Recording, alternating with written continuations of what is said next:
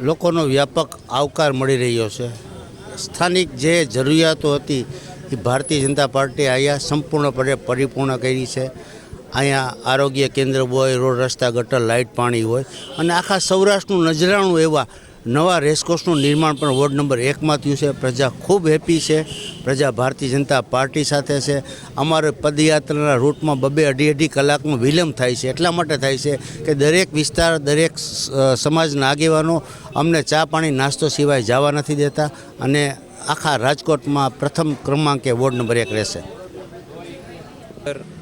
ભારતીય જનતા પાર્ટીના અમે ચારેય ઉમેદવારો, આગેવાનો, અમારા દેવદુર્લભ કાર્યકર્તા સાથે અમે લોકસંપર્કમાં નીકળ્યા છીએ અને જે વિસ્તારમાં અમે લોકસંપર્કમાં જઈએ છીએ ત્યાં લોકોનો ખૂબ આવકાર મળે છે અને એ નિશ્ચિત છે કે ભારતીય જનતા પાર્ટીને આ વિસ્તારે ઘણું બધું આપ્યું છે અને ભવિષ્યમાં આપવાનું છે। પ્રાથમિક સુવિધાઓ, રોડ, રસ્તા, ગટર, પાણી, આરોગ્ય કેન્દ્ર, અટલ સરોવર જેવી અનેક સુવિધા આ વોર્ડને મળેલ છે।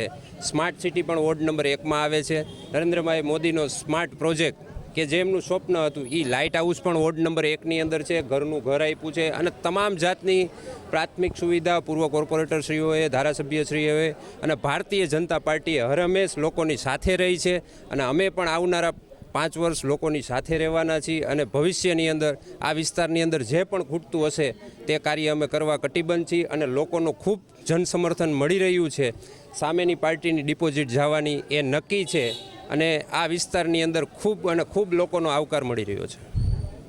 વોર્ડ નંબર 1 વર્ષોથી ભારતીય જનતા પાર્ટીનો ગઢ રહ્યો છે અને આ વખતે પણ જનસમર્થન એટલું મળે છે કે અમે લોકો જે જગ્યાએ જાય છે ત્યાં સોસાયટી, વિસ્તારો દ્વારા અમારું ભવ્ય સ્વાગત કરવામાં આવે છે। હાર તોરા, ઠંડુ લોકો પીવડાવે છે।